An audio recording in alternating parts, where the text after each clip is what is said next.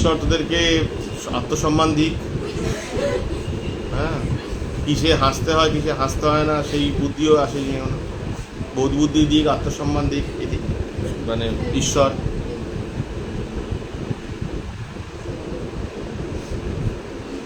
নয় তোরা মানে কিছু মানে বোকা বা এখনো সেন্স আসেনি, এইটা একটা, অথবা তোরা অসভ্য, যে কোনো একটা।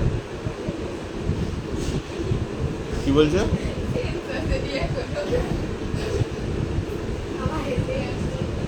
ও ওর ওর এখানে একদিনেই আমি গল্প শেষ করে দেবো, একদিনেই এমন চলবে ওর উপরে, ও একদিনই ওর গল্প এন্ড করে দেবো। ও ও ও ভুল জায়গায় ভুল লোকের সাথে এ করছে, ভিড়ছে। ওকে একদিনে আমি ইয়ে করে দেবো, যেদিনকার ধরবো তুই সেদিনকার ফিনিশ। তুই এটা মাথায় হিসাব রেখে চলবি। আমি লালটুর মতো রোজ রোজ করবো না, আমি তোকে অনেকদিন বলি, যেদিনকার ধরে নেবো সেদিনকার দেখবি।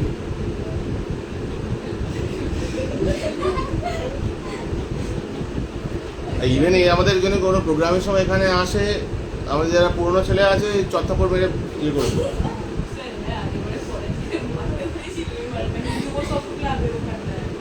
অদ্ভুত ছেলে।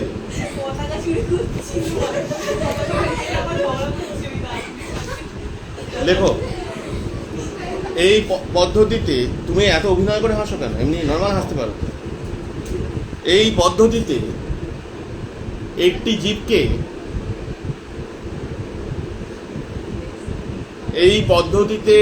জীবকে অন্য জীবের সংখ্যা নিয়ন্ত্রণে ব্যবহার করা হয়। এই পদ্ধতিতে একটি জীবকে অন্য জীবের সংখ্যা নিয়ন্ত্রণে ব্যবহার করা হয়। একটা গোদা উদাহরণ দিয়ে বোঝাই। যেমন দেখবে, এখন দেখবে, এই যে কাদেরকে বোঝাচ্ছি, মুখ কিছু করে থাকলে বলবো কাকে। এখন দেখবে বিভিন্ন মিউনিসিপ্যালিটিতে ড্রেনে তো কি হয়, মশা ডিম পারে, তো ড্রেনে দেখবে ওই যে গাপ্পি মাছ ছাড়া হয়। কারণ গাপ্পি মাছ কি করে, ওই মশার লার্ভাগুলোকে খেয়ে নেয়। আগে তেচোকা মাছ ছিল, সেটা এখন লুপ্ত হয়ে গেছে। পুকুরে দেখা যেত যা 3টে চোখ, ছোটো ছোটো রকম হতো। সেই তেচোকা মাছও মশার লার্ভাগুলো খেয়ে নেয়। হ্যাঁ, আমি দেখিনি গত 20-25 বছর, মানে এই পুকুরে তো নেই, কোথায় আছে আমি জানি না। তাই যাই হোক, তাহলে তো ভালোই। তো এই মাছগুলো কি হয়, মশার লার্ভাগুলো খেয়ে নেয়। তাহলে এটা কি হলো, অন্য একটা জীবকে দমন করার জন্য, যে মশার উপদ্রব কমানোর জন্য আর একটা জীবকে কাজে লাগানো হলো। আর একটা জীব কি, আর একটা জীব হচ্ছে এই যে গাপ্পি মাছ বা তেচোকা মাছ, এদেরকে কাজে লাগানো। এইটাকে বলা হচ্ছে জৈবিক দমন পদ্ধতি। অর্থাৎ একটা জীবকে দিয়ে আর একটা জীবকে কন্ট্রোল করা হচ্ছে, হ্রাস টানা হচ্ছে। ক্লিয়ার? ওকে। নিয়ন্ত্রণে ব্যবহার করা হয়। দাঁড়ি পরজীবী, পতঙ্গভুক,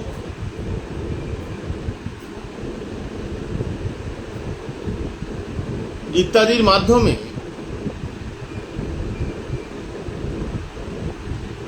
ফসল ধ্বংসকারী জীবদের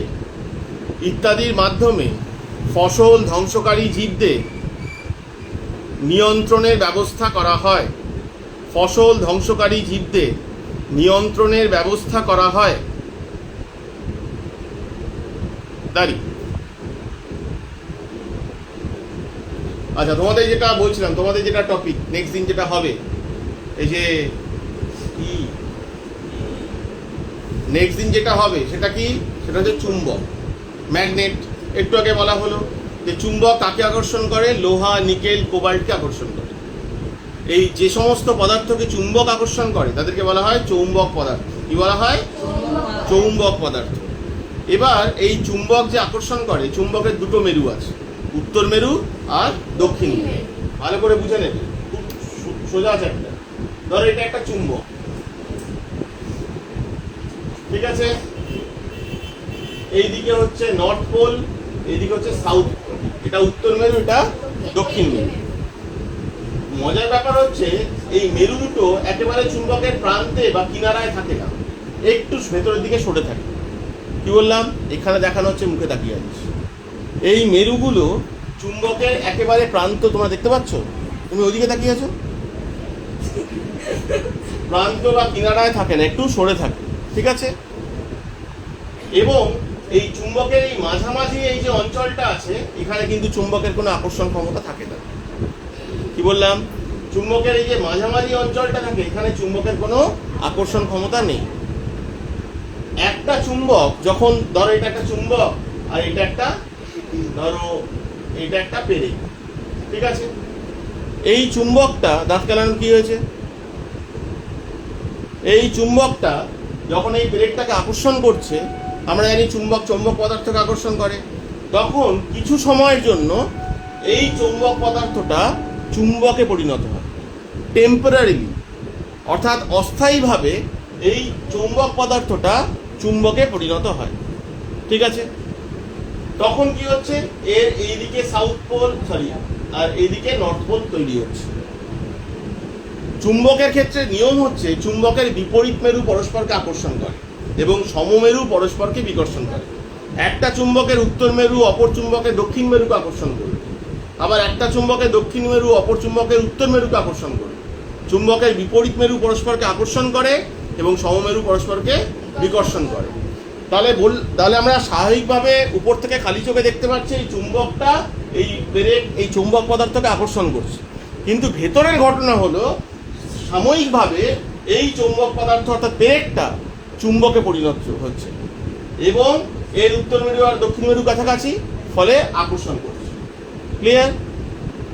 কিন্তু কিছুক্ষণ পরে চৌম্বকত্ব নষ্ট হয়ে যাবে। চৌম্বকত্ব কি? চুম্বকের যে ধর্ম, চুম্বকের লোহা, নিকেল, কোবাল্ট বা চৌম্বক পদার্থকে আকর্ষণ করার যে ধর্ম, তাকে বলা হয় চৌম্বকত্ব। তাকে কি বলা হয়? চৌম্বকত্ব। আমরা কি কি টার্ম শিখলাম? চুম্বক, চৌম্বক পদার্থ, চৌম্বকত্ব, হ্যাঁ, চুম্বকের এই যে মাঝখানে উদাসীন অঞ্চল, এই টার্মগুলো আমরা শিখলাম। এই যে চুম্বকের, একটা চুম্বকের সংস্পর্শে যখন একটা চৌম্বক পদার্থ আসে, তখন সেটা বললাম সাময়িকভাবে সেটা অস্থায়ী চুম্বকে পরিণত হয়। এই ঘটনাটাকে বলা হয় চৌম্বক আবেশ। কি বলা হয়? চৌম্বক আবেশ। এই ঘটনাটাকে বলা হয় চৌম্বক আবেশ। এই ঘটনাটাকে বলা হয় চৌম্বক আবেশ। যেটুকু আমি বলেছি, কোনোটা রিপিট করতে হলে বলো, আমি বলে দেবো। সব বুঝতে পেরেছো? কোনো সমস্যা নেই, মনে গেঁথে থাকবে, পরের দিন আমি লিখিয়ে দেবো। শুধু এটা মনে রাখলেই তুমি পরীক্ষা হলে লিখতে পারবে। যেটুকুনি বলেছি, তোমাদের হয়তো এর থেকে হয়তো একটা দুটো জিনিস বেশি আছে, আর কিছু, পুরোটা কমপ্লিট হয়ে যাবে। ক্লিয়ার? তাহলে নেক্সট ডে আমরা এটা করবো। তোমাদের বন্ধ করো। কি আছে আর? জিওগ্রাফি হলো। তোমরা দেখো,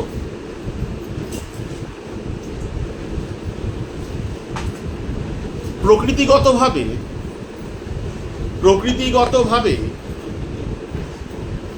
বিভিন্ন ধরনের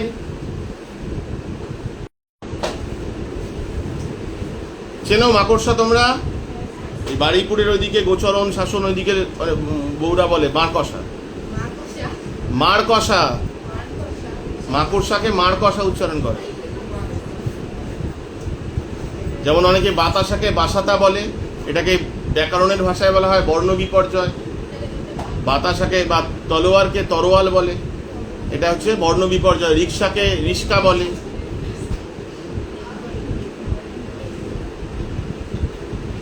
এটাকে বলা হয় বর্ণ বিপর্যয়। ঠিক আছে? দেখবে বলে তো রিস্কা, কথা তো রিস্কা না, রিক্সা। হ্যাঁ,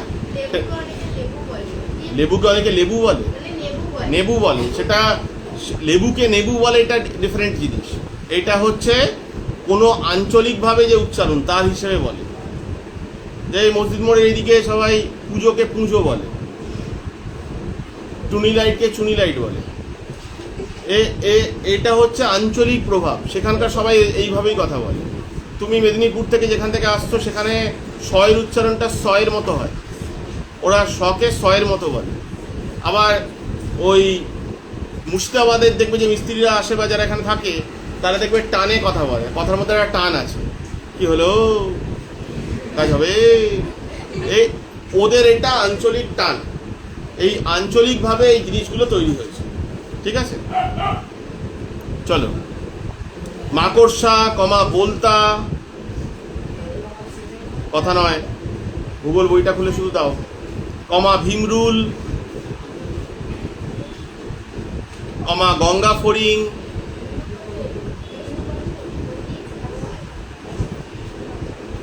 ও বেশ কিছু ধরনের পাখি,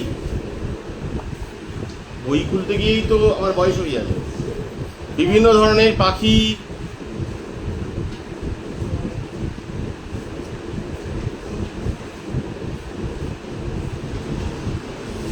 ফসলের ক্ষতিকর, ফসলের জন্য ক্ষতিকর,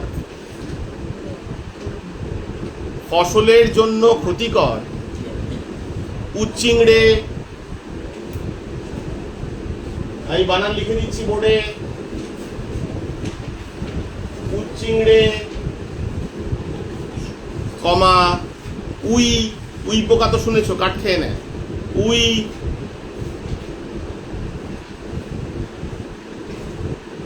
কমা শোষক পোকা, তালবেশ সহকার পেট কাটা মধ্যাহ্নের ক, শোষক পোকা। মৃত্তিকা দূষণ হবে, মৃত্তিকা দূষণ লিখে হেডলাইন করো খাতায়, বই খুলতে হবে না।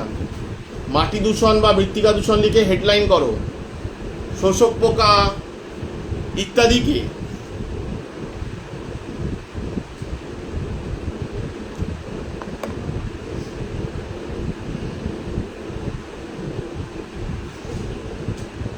ভক্ষণ করে এবং ফসলকে রক্ষা করে, ইত্যাদিকে ভক্ষণ করে এবং ফসলকে রক্ষা করে, ইত্যাদিকে ভক্ষণ করে ফসলকে রক্ষা করে।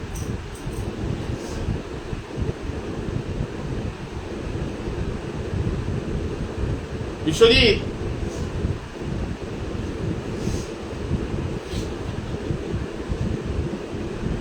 ওই বারান্দার এই কোনাটায় যা দেখ, ডিমের ট্রে গুলো আছে, ওর উপরে দেখ প্লাস্টিক আছে, মানে ওটা নিয়ে এখানে আয়, তারপরে আমি বলছি। হয়েছে? লিখেছো তোমরা? ঠিক আছে।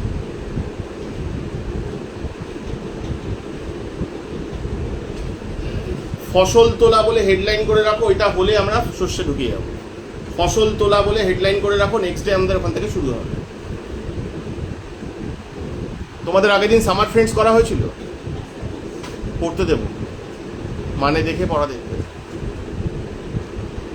ঠিক আছে, এটা আর ঢোকে পাস করে দাও।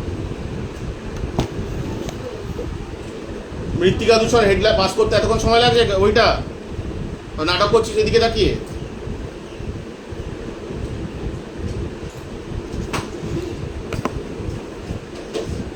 লেখা হয়েছে মৃত্তিকা দূষণ, লেখো।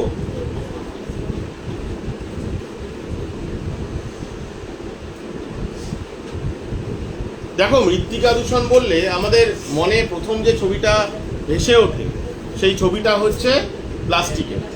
হ্যাঁ হ্যাঁ, প্রথম যে ছবিটা ভেসে ওঠে সেটা হচ্ছে প্লাস্টিকের।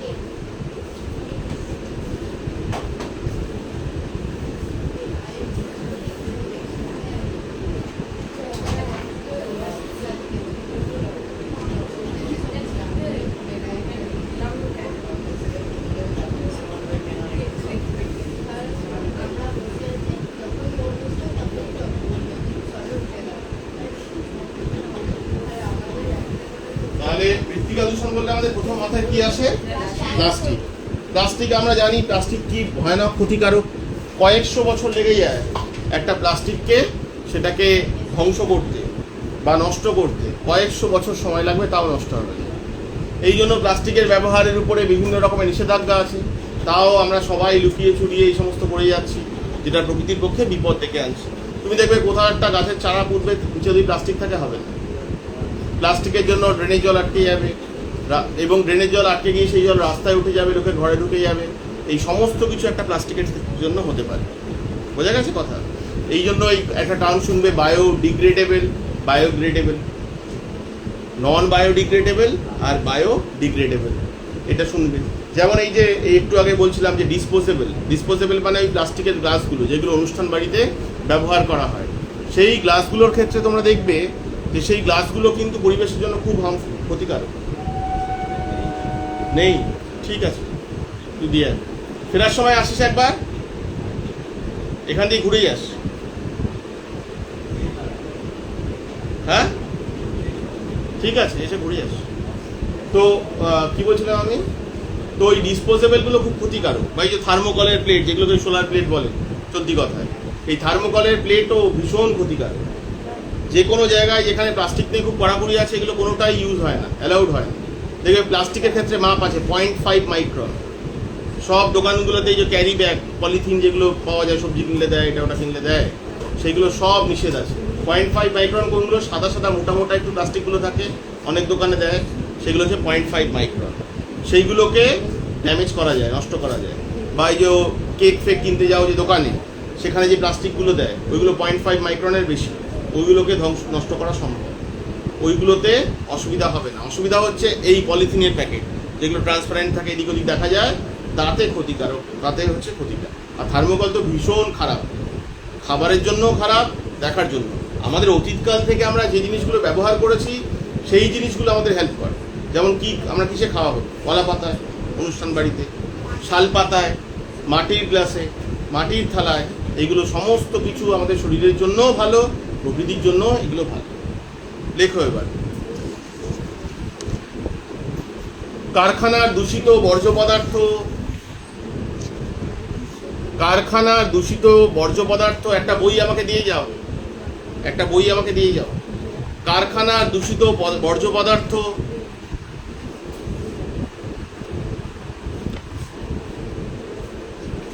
কমা প্লাস্টিক, কমা আবর্জনা, কমা রাসায়নিক সার,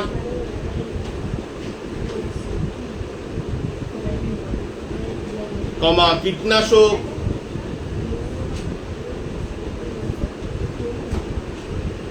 কমা পতঙ্গনাশক,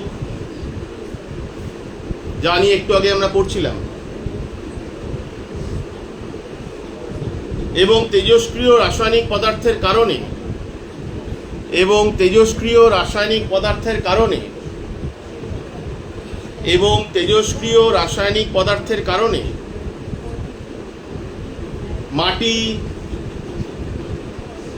তার উর্বরতা, মাটি তার উর্বরতা, একটু বড় করে লেখো পায়েল, তাহলে লেখা স্পিড বাড়বে। ছোট ছোট লিখছো কেন এরকম করে?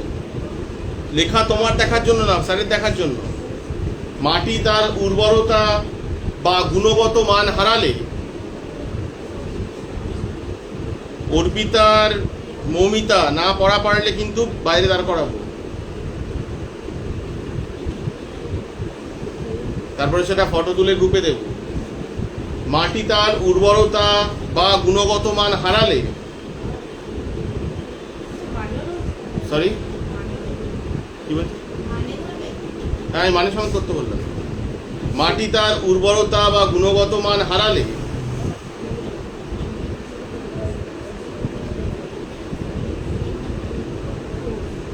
তাকে মৃত্তিকা দূষণ বলে। মাটি তার উর্বরতা বা গুণগত মান হারালে তাকে মৃত্তিকা দূষণ বলে, তাকে মৃত্তিকা দূষণ বলে। মাটি তার উর্বরতা বা গুণগত মান হারালে তাকে মৃত্তিকা দূষণ বলে। হয়েছে? আচ্ছা, এবার একটু শোনো, মুখ তোলো। মাটি, কোন মাটি বেশি উর্বর? যে মাটিতে নাইট্রোজেনের পরিমাণ যত বেশি, সেই মাটি তত উর্বর। Nitrogen N2। যে মাটিতে নাইট্রোজেনের পরিমাণ যত বেশি, সেই মাটি তত উর্বর। আমরা যা পড়েছি রাইজোবিয়াম নামক এক ব্যাকটেরিয়ার কথা, এক উপকারী ব্যাকটেরিয়া। এই রাইজোবিয়াম কোথায় থাকে?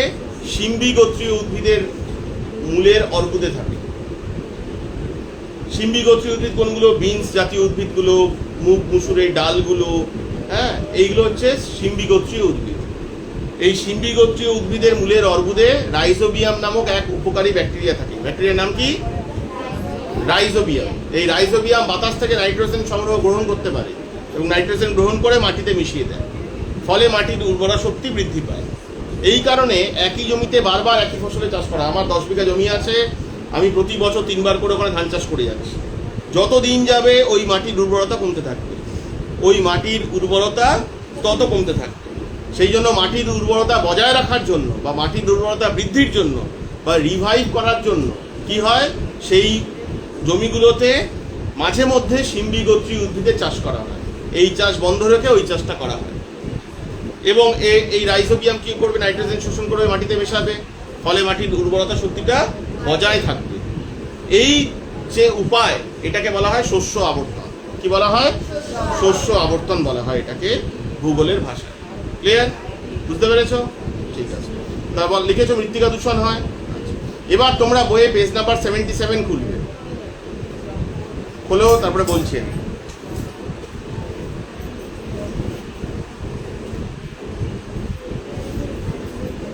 তাড়াতাড়ি খুলতে হবে। খুলেছো? 77 পেজে দেখো একটা ছবি দেওয়া আছে, মাটি দূষণ লিখে চারিদিকে চক্র করে বিভিন্ন ছবি দেওয়া আছে। ঠিক আছে? তোমরা এই ছবিগুলো দেখে বুঝতে হবে যে এইগুলো হচ্ছে মাটি দূষণের কারণ। এই চারিদিকে যে 10-15টা ছবি আছে, এইগুলো হচ্ছে মৃত্তিকা দূষণের কারণ। ছবি দেখে তোমাকে বুঝতে হবে এই ছবিটা কি বলছে। যেমন আমি একটা বলছি, যেমন এই দেখো একটা ছবি আছে, ডান দিকে নিচে একজন চাষি জমিতে কীটনাশক ছড়াচ্ছে। এই কীটনাশক কি হচ্ছে? মাটিকে দূষিত করছে। তোমাদের এইটা বলতে হবে। আমি একটা ছবি বলবো, তোমাকে মাথা কাটিয়ে আগে বুঝতে হবে কোন ছবিটা কি মানে বোঝাচ্ছে, কিভাবে সেই ছবিটা মাটিকে দূষিত করছে। এই জানোয়ার, উঠে দাঁড়া, উঠে দাঁড়া, উঠে দাঁড়া, ভদ্রভাবে বলতে আসবি, এখানে এসে হাই তুলবি না। তখন থেকে এসে ছোট লোকের মতো হাই তুলে যাচ্ছে। দাঁড়িয়ে থাক, কোনো ভদ্রতা বোধ নেই। এতবার বারণ করছি, লোকে একটা স্যার বলছে একটা রেসপেক্টে চেপেও থাকে, কোনো ভদ্রতা নেই। ছোট থেকে নির্লজ্জ বেহায়া তৈরি হয়েছে। সেই ছবিটা কি বলছে সেটা তোমাকে বোঝাতে হবে বুঝিয়ে। বুঝতে পেরেছো কথা? আমার প্রশ্ন এই যে, বুঝতে পেরেছো কথা? তোমরা বুঝেছো? ঠিক আছে, বস।